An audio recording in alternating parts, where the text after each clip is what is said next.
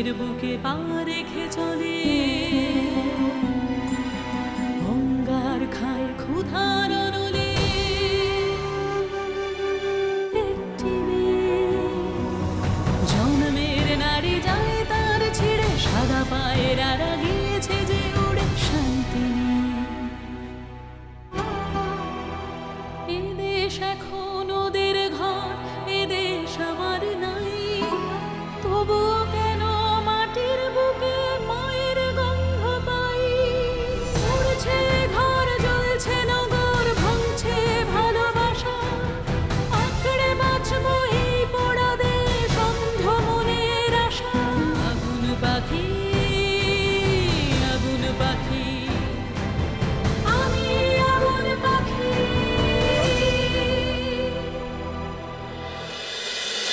তোমার বাবা এসেছে? আব্বা পথ ভুল করে হাটের দিকে চলে গিয়েছিল, আমি নিয়ে এসেছি। আমার খালা বলতে সময় আমাকে একটা আদেশ দিয়ে গেছে, সেই আদেশটা পালন করতে চাচ্ছি। দাদি কি আদেশ দিয়ে গেছেন? জামবাটি তো নিয়ে এসি, তাহলে তোমার স্বামী মানে আমাকে মেজো মিয়া দস্যিপানাতেও কম ছিল না। আর এই দস্যিপানার শিকার সবসময় কে হতো কত? আম্মা। আম্মা নাকি সবসময় ভয়ে তটস্থ হয়ে থাকতো তার এই মেজো ছেলের। একদিনের গল্প বলি শোন। একদিন হয়েছে কি, আম্মা রান্নাঘরে রান্না করছে, চুলোয় ভাত চাপানো, এক মনে তরকারি করছে। এর মধ্যে মেজো মিয়া ইয়া বড় এক ঢেড়া সাপ গলায় পেঁচিয়ে চুপচাপ আম্মার পিছনে এসে দাঁড়িয়েছে। পিছন থেকে ছেলে মাকে বলে, মা দেখো তো আমার গলায় কি জড়ানো। আম্মা ঘুরে তাকিয়েছে, তাকিয়ে তো ভয়ে চিৎকার চেঁচামেচি, একেবারে হাত পা ছুড়াছুড়ি। এর মধ্যে কি হয়েছে জানিস? এই যে চিৎকার চেঁচামেচি ছুড়াছুড়িতে ভাতের হাঁড়ি উল্টে আম্মার হাতের মধ্যে পড়েছে। আম্মার তো হাত টাত পুরে একাকার। এই অবস্থা দেখে মেজো মিয়া এমন ভয় পেয়েছে, সাপ উঠোনের মধ্যে ছুঁড়ে ফেলে একেবারে ভো দৌড়িয়ে পালাইছে।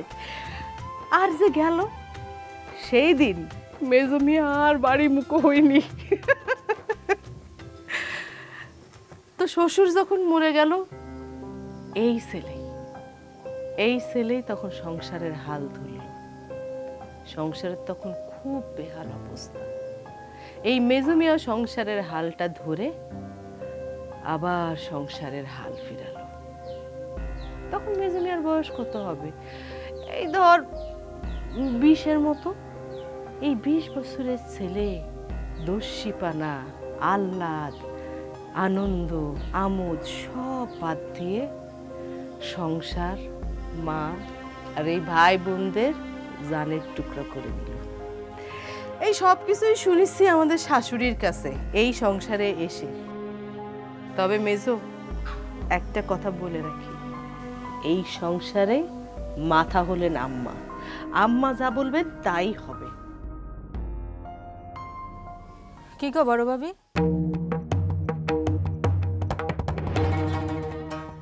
তোমাদের রান্না কি হলো? সবাইকে তো খেতে দিতে হবে নাকি?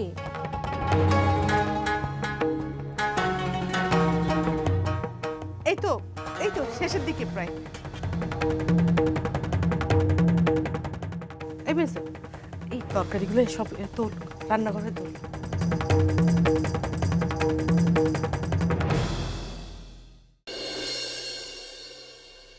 তোমাদের গায়ের রাস্তাটা একটু ভালো হলে সুবিধা হতো, সময় কম লাগতো। বর্ষার সময় রাস্তার অবস্থা আরো খারাপ হয়ে যায়। আমাদের গায়ের রাস্তা যুদ্ধের সময় ফাঁকা হওয়ার কথা ছিল, কিন্তু এখন যে অবস্থা, তো আবার যুদ্ধ লাগলে হয়তো এই রাস্তাটাও ঠিক হয়ে যাবে। যুদ্ধের কথা আর বলো না, ভয় লাগে।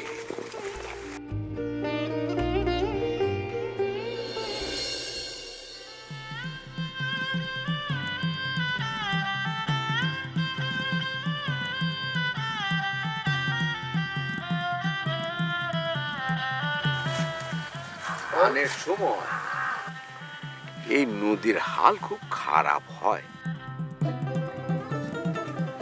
গেলবারের বন্যাতি কত কিছু যে ভাষায় এনেছে, সেই কথা ভাবলে গায়ে কাঁটা দিয়ে ওঠে। আল্লাহ চাইলে রাখবেন, না চাইলে তো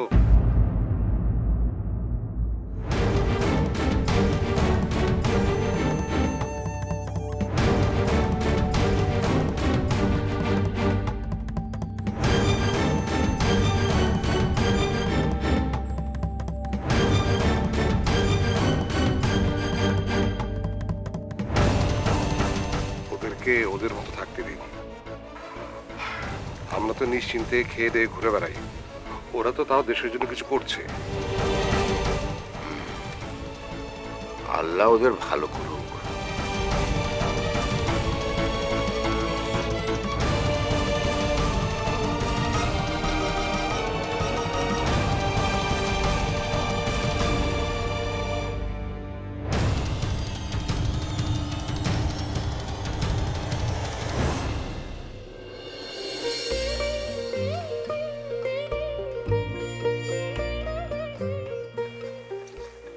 আমার খালা মরণের আগে আমাকে একটা দায়িত্ব দিয়ে গেছে।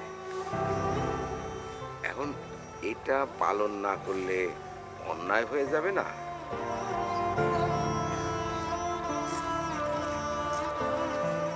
এইটো আমার মামুদের গ্রাম। আমার খালা মরণের আগে তার যে জমি, এই জমিটা আমাকে আমুর নামে দিয়ে গেছে। মানে আমুর দাদি যান আমুর নামে জমিটা লিখে দিয়ে গেছে, আর বলে গেছে আমুর বিয়ের পর এই জমির দলিল যেন আমুর পরের হাতে তুলে দিই। এই নাও।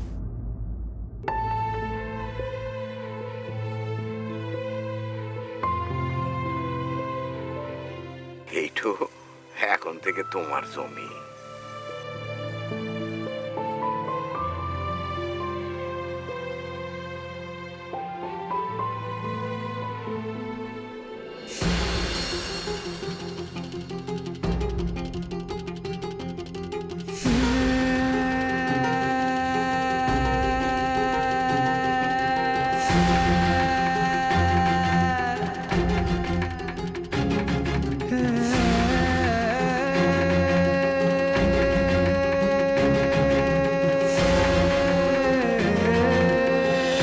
আমু, এদিকে একটু আয় তো বুবু।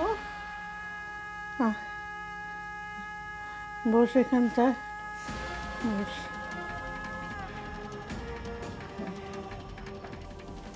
খেয়েছিস? জানিস আমাদের গায়ে যেতে হলে অনেক লম্বা পথ পেরিয়ে যেতে হয়। দুদিকে ধানের ক্ষেত, মাঝখানে এক ফালি মেঠো পথ।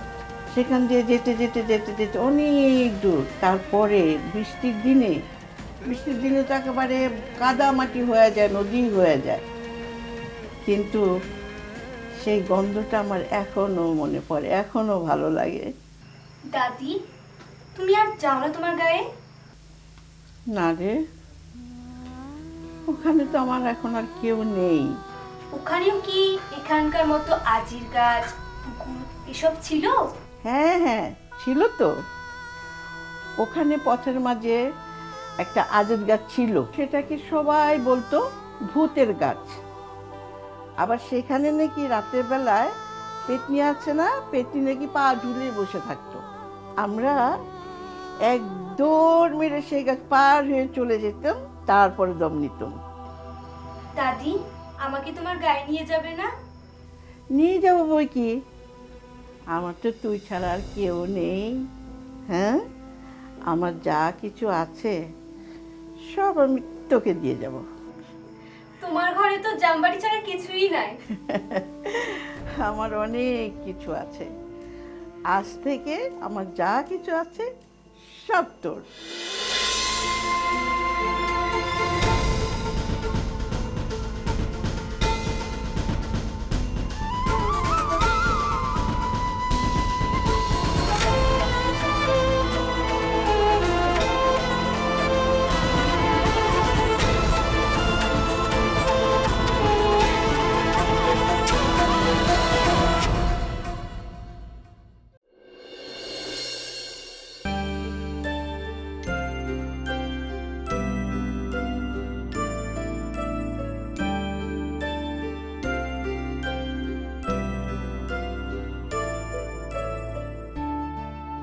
আমু,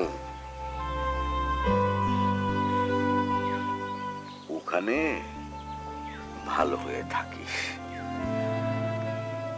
জামাইকে যত্ন করিস, বড়দের সম্মান করিস। এখন থেকে ওটাই তোর বাড়ি জানবি। বাবাজি, আমি এখান থেকে চললুম, তোমরা যাও, আমি বিদায় হই।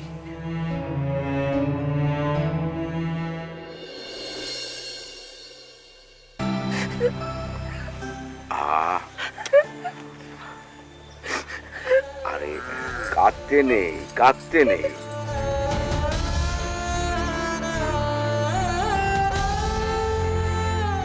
ঠিক আছে, যাচ্ছি। যা।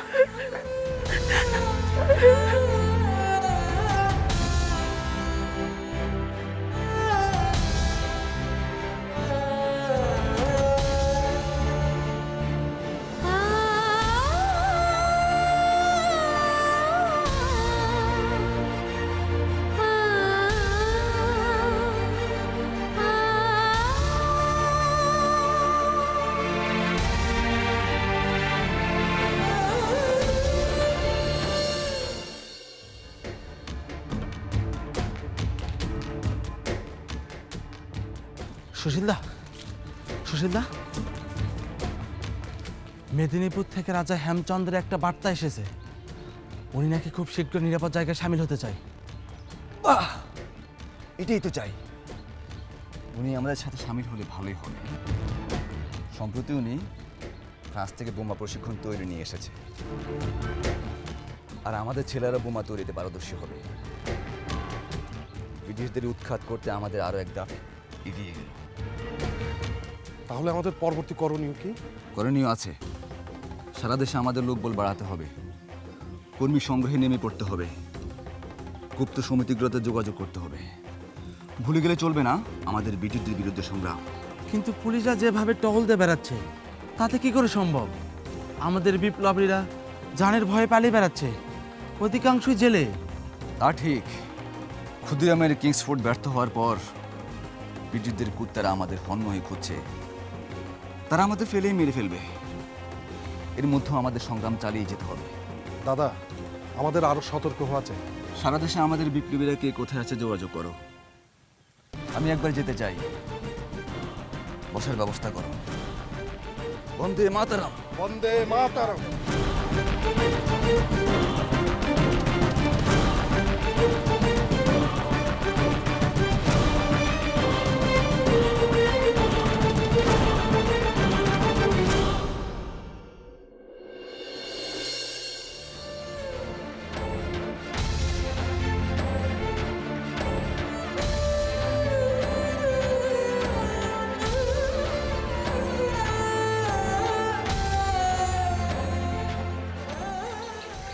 দূরের জমি রেখে দেওয়া মুশকিল। এসে এসে দেখাশোনা করা কঠিন। ভাবছি কি দাদার সাথে একবার কথা বলে জমিটা বিক্রির ব্যবস্থা করব। না মানে আমাদের পাশের গ্রামে একটা ভালো জমি পেয়েছি, এটা বিক্রির টাকা দিয়ে সেই জমিটা কিনলে ভালো হয়। অবশ্য তোমার যদি আপত্তি থাকে তাহলে তো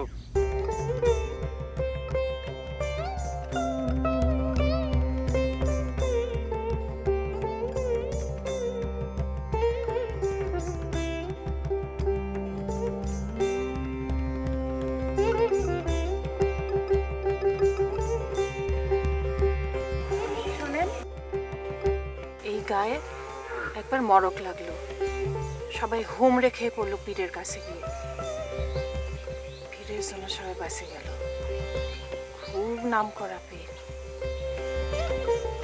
পীরের দরগায় গিয়ে মাথা ঠেকালে খোকা হবেই হবে।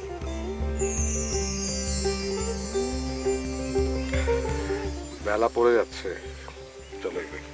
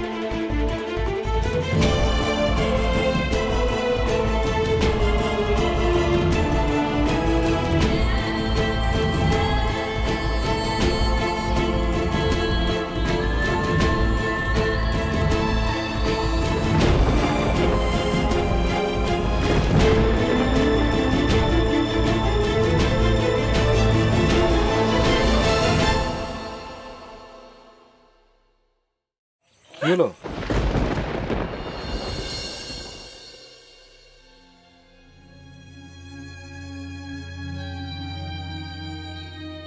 কি হয়েছে? তুমি কখন পিছিয়ে পড়লে?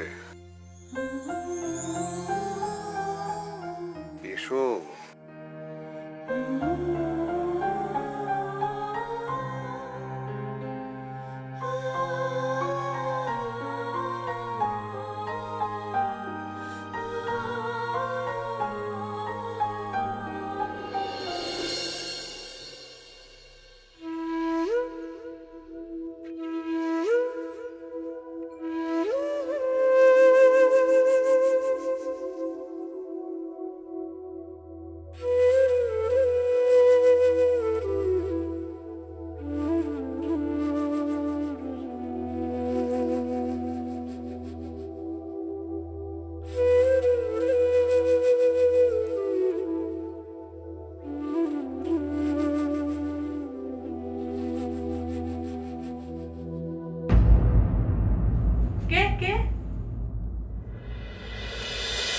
বড় ভাই বলছে দাদির গায়ে যাচ্ছে, আমার এসে তাকে একটা কথা জানাতেই হবে।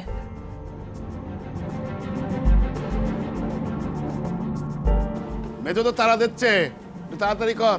দেখতেছি বর্দা আমি। দেখ মা, আমি তাহলে যাই।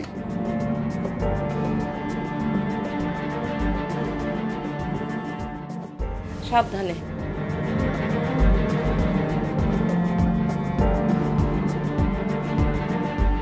নতুন ভাবে একটু দাঁড়াতে বলবো।